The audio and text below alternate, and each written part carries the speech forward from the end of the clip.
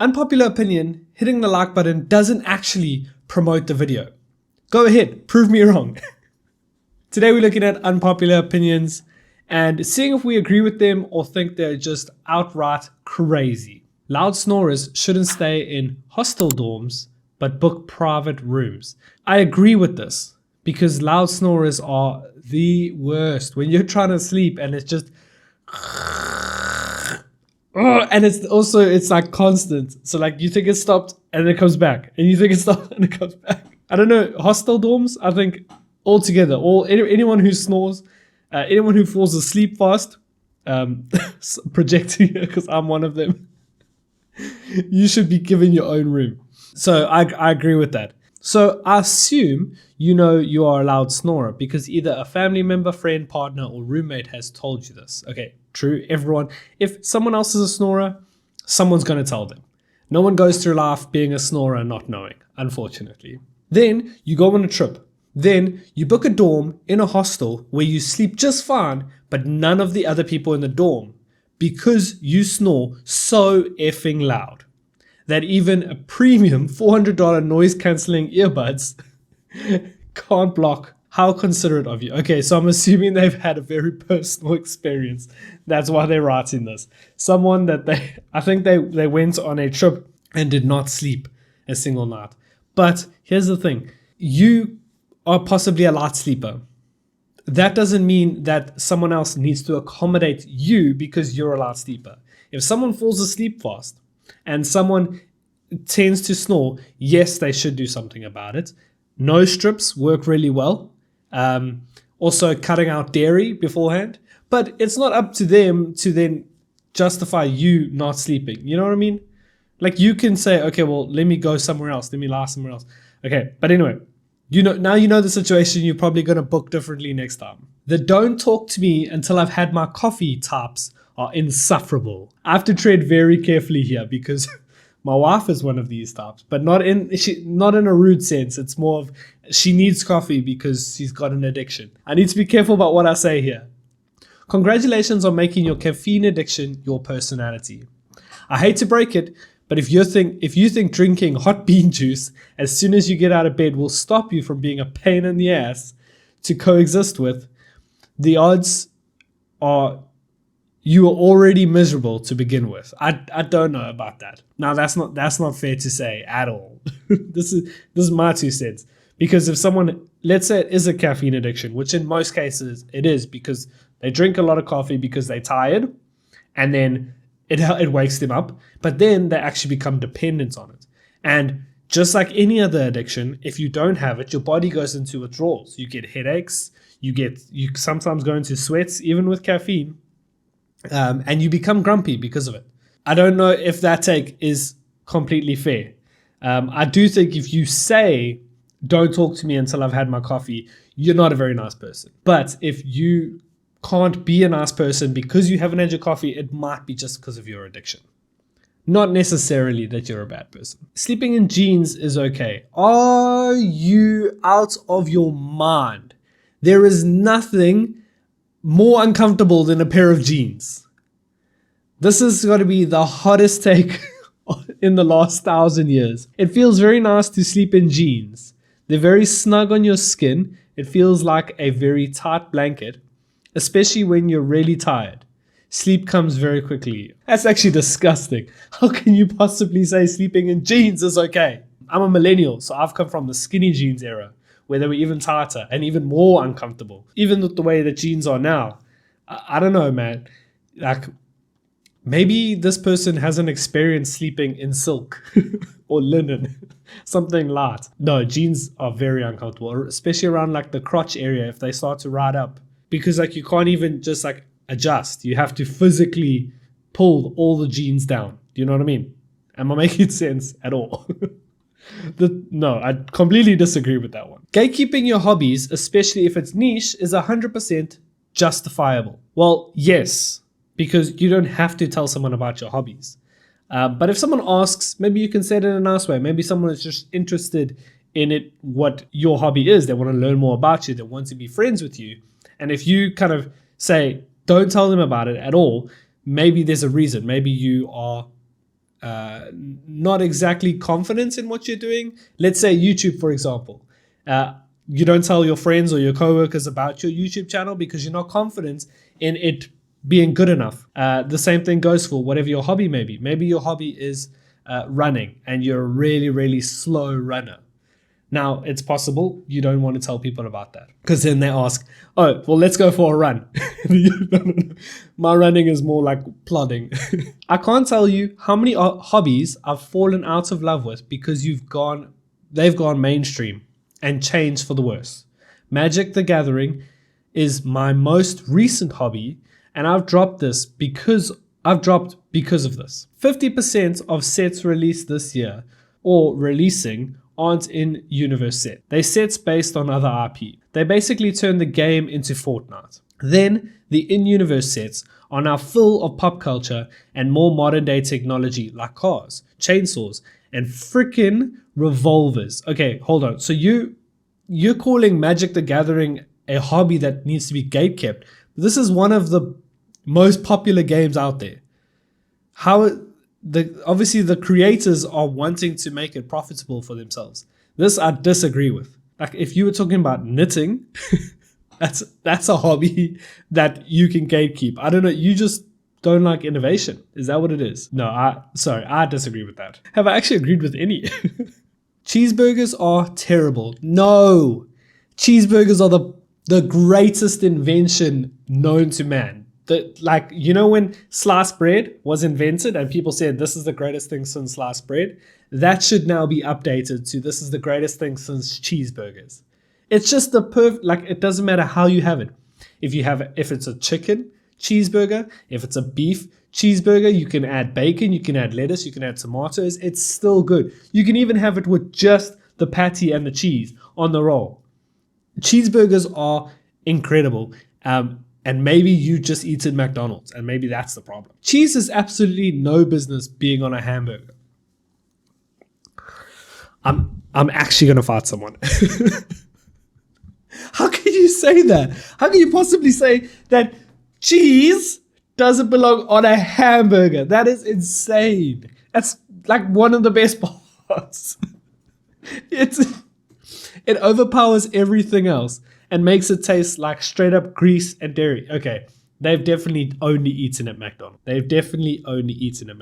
I genuinely can't understand why anyone would be willing to ask for a big ass piece of cheese, or cheddar, on an otherwise perfect sandwich. Because it's not a sandwich, it's a burger. Call me a prude, but I will always prefer a burger with no cheese. Top comment. Awful take.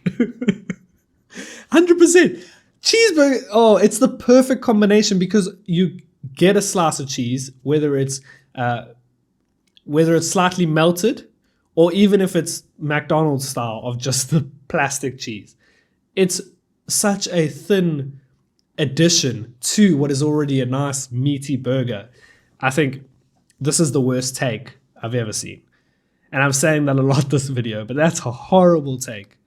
This person should actually be kicked off Reddit for this take. I'm very passionate about my cheeseburgers. I love cheeseburgers. Well, I love burgers in general, but you gotta have a slice of cheese. There's a place down the road that sells a buttermilk chicken. There's a place down the road that sells a buttermilk buffalo blue cheeseburger. Okay. Chicken. It's chicken and it's a buttermilk chicken burger with blue cheese and buffalo sauce. And it's even if you put a slice of cheese on top of that, it's still perfect with all that dairy added to it. Okay.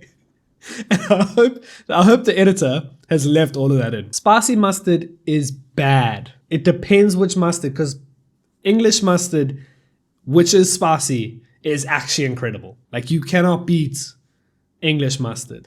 Hot English mustard. Oh, I'm so glad they're talking about food in this one. Just had mustard for the first time at McDonald's. Well, there's your first mistake. Not disgusting or all those dramatic statements, but the flavor is just a weird mix between sweet and spicy that doesn't hit right. The smell is so incredibly intense and overwhelming, yes, and completely drowns out the flavor of the food you're dipping it in with either chicken nuggets or fries. What on?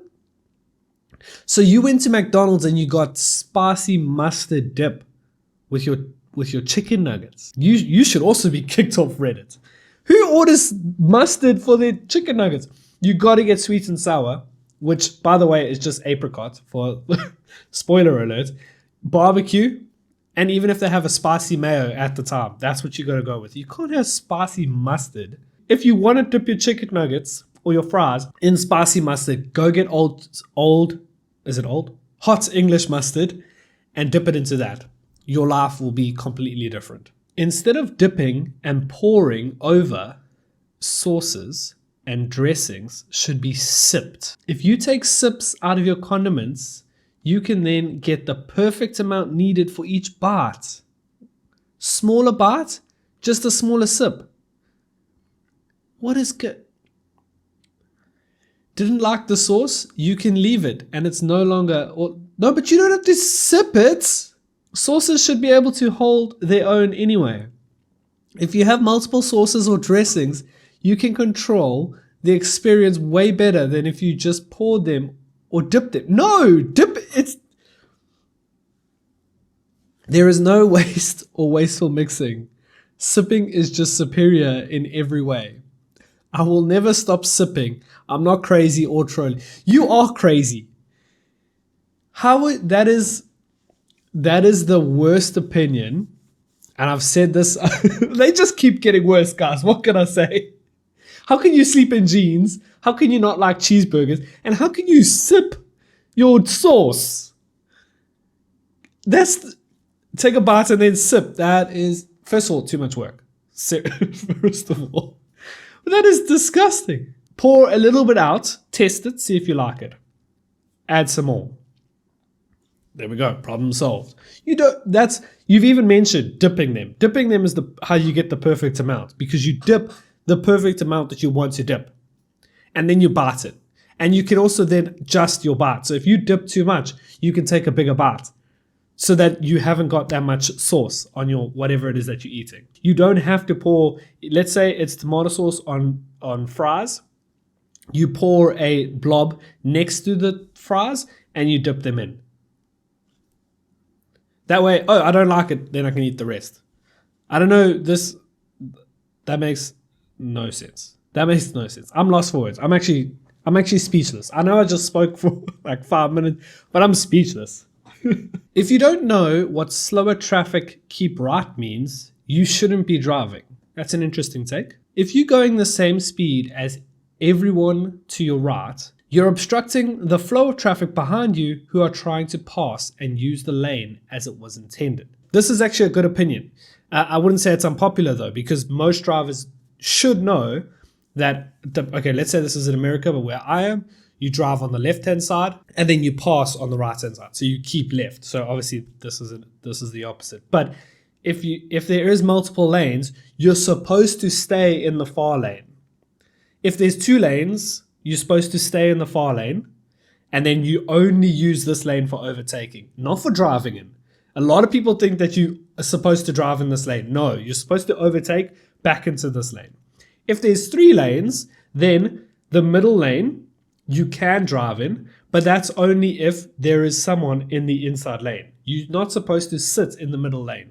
You're supposed to stay to the left or right if you're in America, and you use that lane for overtaking. If there are cars in this lane, you can drive in this lane. If there is another lane, that's purely for overtaking. That is how the road actually works. So you're correct in saying that you should, if you don't know what it means, you shouldn't be driving. 100%. But what it sounds like is that you, sir, think you're supposed to be driving in the far lane. It's not a fast lane and a slow lane. It's an overtaking lane and another overtaking lane. Good take, because we all learned something now today. If you haven't got your driver's license yet, hit subscribe. I will teach you everything you need to know about driving. And if you do have your driver's license, hit like. A 9 to 5 is a great way to spend your time. As opposed to what? Doing what you like. Suppose you did. You would burn out in a couple of months because the freedom you're provided doesn't have consequence attached to it. Was this written by a corporate overlord? Someone who owns a company definitely wrote this and they want their employees to... I completely disagree with this take. This is horrible. This is capitalism at its finest. Excessive freedom only ever brings existential dread or boredom after a few months. No! First of all, have they proven this? That's a good question we need to ask first. Even if you were given an unlimited amount of money, you would still find a purpose and work on the things that interest you until you burn out. No, you wouldn't, because if the only reason you have a 9 to 5 is so that you can pay the bills, so that you can do the things you enjoy. Now, let's say you didn't have those bills. You had unlimited money. You didn't need to work 9 to 5. So your bills were all covered. You had food in the fridge. Your rent was paid, or you owned a house, obviously in this case. You would be able to go after the things that you actually enjoy and get better at that skill. Let's say it's a skill that you're trying to achieve. An example would be something I enjoy doing is go-karting. If I didn't have to work, I would go to the karting track throughout the week during my free time, and I would spend time going around the track. I'm not going to burn out because that's 2 or 3 hours that I would spend there. Then the rest of the day, I can do whatever I want. I can go to the gym. I can go to the store and buy some new things. I can play video games. If I didn't have to work from 9 until 6 in my case, actually, then I could have time to do many different things, not just one thing. Like if my passion was karting, I could go karting during 2 to 3 hours in the day, and then the rest of the day I can do other things, other passions, find new things. So I have the thing that I'm passionate about. I can also try new things and see maybe I'm passionate about that as well and expand my horizons. This is why rich people are often able to be advanced or successful in many different things because they have the time to be successful in those things. The 9 to 5 is actually what's stopping you from being successful in the thing that you want to achieve. Anyway, let's finish this off. This horrible take. For most people, a job keeps you preoccupied just enough to stop questioning life so much and contribute to society. The only people that I could say actually could use a break from work is either the super unsatisfied people with their jobs, like toxic teammates, toxic managers, real 1 to 2 out of 10 satisfaction ratings, or the ones that don't belong in corporate. Okay, so it's definitely a corporate overlord that's written this. I think corporate devil himself has come out and said, I need to post on Reddit. A 9 to 5 is a great way to spend your time. Bro, it's not. It's not. It's just not. It's honestly, it's really not. I don't want your shake to be the thickest shake around. 100%. Finally, something I agree with. I'm always seeing people advertise their milkshake being the thickest around. That's just soft serve with extra steps at that point. Okay, true. I want some milk in my milkshake, 100%. To make it be able to be drank through a straw. Five Guys is about the only one to get it right. I agree, actually. I love Five Guys milkshakes. Not liquidy, but I don't want to use a spoon. I want to drink it. Okay, true. I know that KFC for a while, they did like extra thick milkshakes and they gave you like a thicker straw.